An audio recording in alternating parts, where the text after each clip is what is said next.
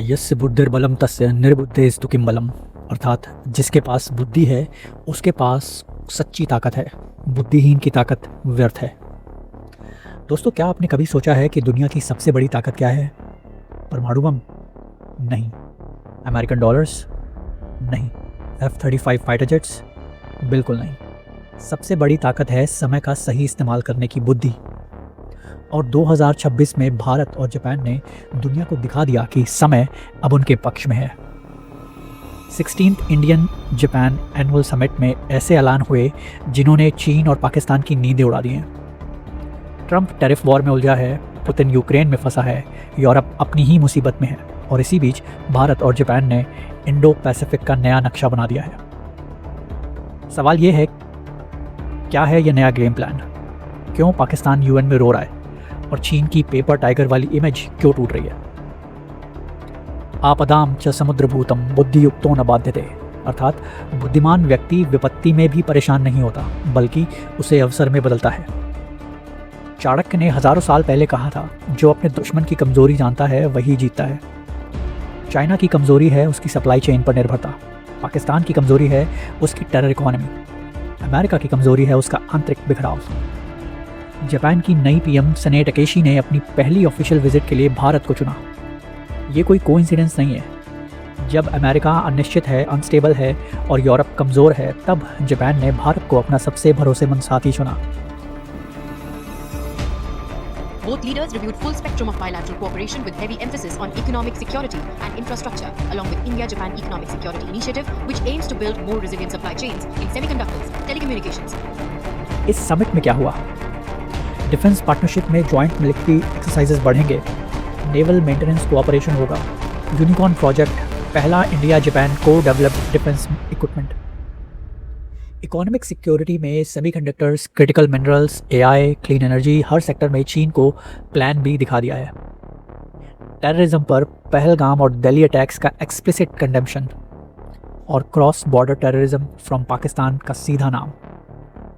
Pakistan UN में जाकर रोया, भारत ने पानी रोका, कश्मीर में ह्यूमन राइट वायलेशंस हो रहे हैं। चीन ने कहा ये बायलैटरल इशू है, हम इंटरवीन नहीं करेंगे। लेकिन असली मज़ा तब आया जब इंडिया जापान ने जॉइंट स्टेटमेंट में सीधा जवाब दे दिया।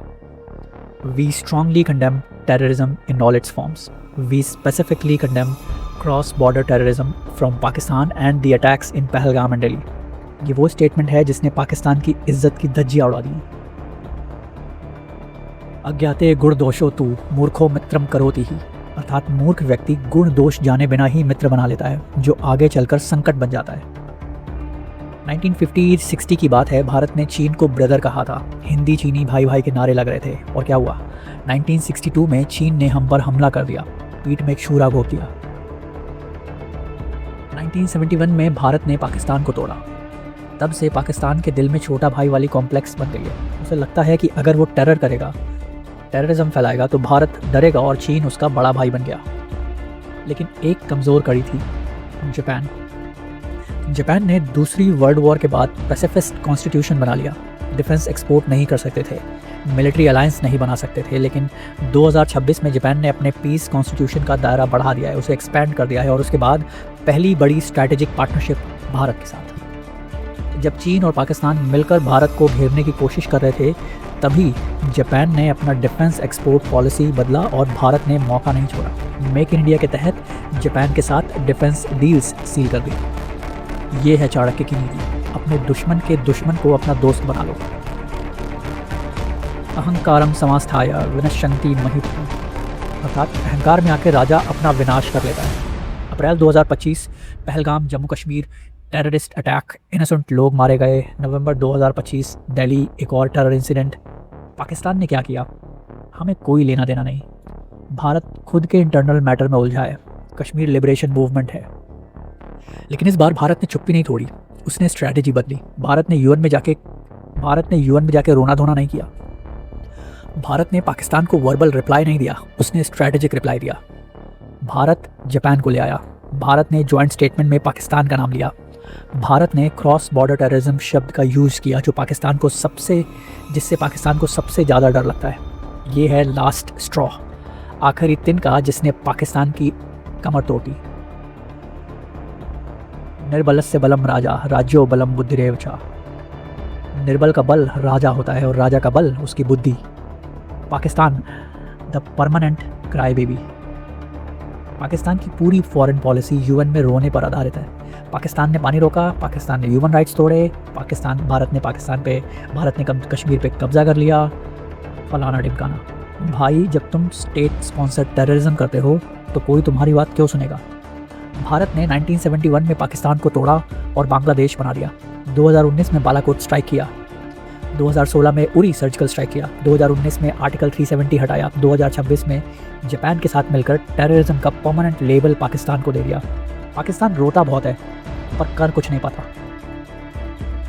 China the paper tiger. China को लगता है कि वो दुनिया की फैक्ट्री है। Semiconductors, rare earth minerals, electronics सब चीन पर डिपेंडेंट है, लेकिन इंडिया जापान ने इसी डिपेंडेंसी को अपना हथियार बना लिया है। Joint declaration on economic security corporation. Semiconductors, India and Japan will jointly develop chip manufacturing. Critical minerals, India and Japan will create alternate supply chains. AI and quantum, India-Japan strategic dialogue launched. चीन अब paper tiger बन गया है और बाहर से डरावना, अंदर से खोखला। और चीन की सबसे बड़ी मूर्खता है उसने साउथ चाइना सी में अपनी बुलिंग से आसियान कंट्रीज को भारत के करीब ला दिया है। America the confused uncle. America अपनी इंटरनल पॉलिटिक्स में उलझा है। Trump versus Biden, tariff Wars, inflation, border crisis. America का क्वाड में तो नाम है पर वो अनरिलायबल पार्टनर बनता जा रहा है। इंडिया जापान ने अमेरिका के बिना ही मास्टर प्लान बना लिया है। UNSC the Toothless tiger. UNSC को लगता है कि वो दुनिया की पुलिस है, पर हकीकत ये है कि veto power Russia, China, USA सब अपने सेल्फ इंटरेस्ट में वोट करते हैं। भारत और जापान ने एक साथ यूएनएससी रिफॉर्म की डिमांड उठाई। Permanent seat for India and Japan. ये मैसेज क्लियर है कि अब यूएनएससी पेपर टाइगर है और नई दुनिया इंडिया जापान चलाएंगे। सुखस्य मूलम धर्मः धर्मस्य मूलम अर्थः। अर्थात सुख का मूल धर्म है और धर्म का मूल अर्थ है। भारत की ऑफिशियल स्टैंस, हम जापान के साथ स्ट्रैटेजिक पार्टनरशिप को नई हाइट्स तक ले जा रहे हैं। भारत का अनऑफिशियल मास्टर स्ट्रोक। पहला डिफेंस स्ट्रैटेजी यूनिकॉर्न प्रोजेक्ट। पहला इंडिया जापान को डेवलप डिफेंस सिस्टम। भारत अब जापान के साथ टेक ट्रांसफर करेगा। मेक इन इंडिया को जापान की टेक से पावर मिलेगी। 2+2 dialogue. Foreign and defence ministers की meeting in Tokyo. Naval maintenance. Indian Ocean में जापान की नौसेना भारत के पोर्ट्स यूज़ करेगी। Economic security. चीन जब भी क्रिटिकल मिनरल्स का यूज़ लेवरेज करता है, इंडिया जापान ने प्लान भी बना लिया। सेमीकंडक्टर्स, जापान की चिप टेक्नोलॉजी प्लस भारत का manufacturing. Clean energy, green hydrogen, ammonia, solar मिलकर डेवलप करेंगे। और IEA मेंबरशिप, जापान ने भारत की इंटरनेशनल एनर्जी एजेंसी में एंट्री को सपोर्ट किया। Diplomatic game. Quad, India Japan US Australia coordination. ASEAN, Japan के साथ मिलकर साउथ ईस्ट एशियन कंट्रीज़ को चीन की इन्फ्लुएंस से बाहर लाना। यूएनएससी, दोनों ने एक दूसरे को परमानेंट सीट का सपोर्ट किया। Infrastructure. Mumbai Ahmedabad bullet train 2027 में कमर्शियल ऑपरेशन स्टार्ट होगा। Future high speed rail corridors. Bharat का रेलवे नेटवर्क मॉडर्नाइज होगा। यदा यदा ही धर्मस्य ग्लानिर्भवति भारत। अर्थात जब जब धर्म की हानि होती है और अधर्म बढ़ता है तब मैं स्वयं को प्रकट करता हूँ। अब विशफुल थिंकिंग नहीं, रियलिटी चेक। पहला प्रेडिक्शन है कि पाकिस्तान की और बेइज्जती होगी। पाकिस्तान अब समझ गया है कि टेरर से कुछ नहीं होता। वो IMF से पैसे मांगेगा, सऊदी अरब से बेल आउट मांगेगा, पर इंडिया जापान की जॉइंट स्ट्रैटेजी से उसकी इकोनॉमी और कमज़ोर होगी। दूसरा प्रेडिक्शन है कि चीन की पेपर टाइगर इमेज पब्लिक होगी।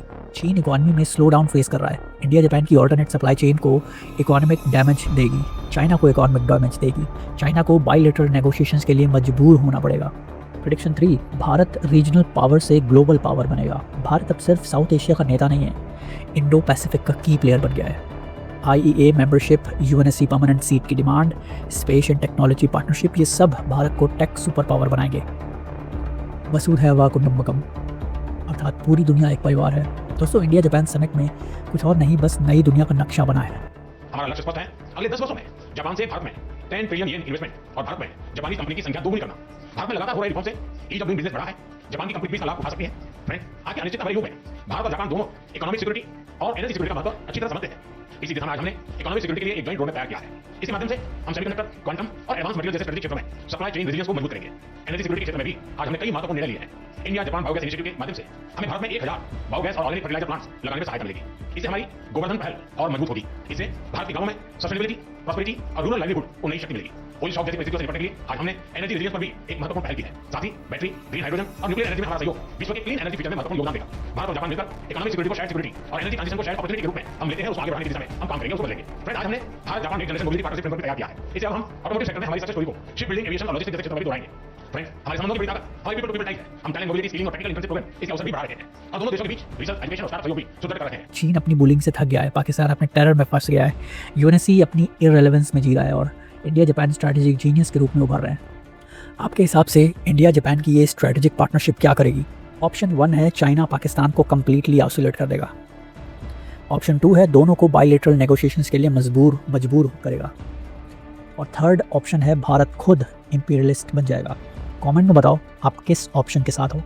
जय हिंद, वंदे मातरम।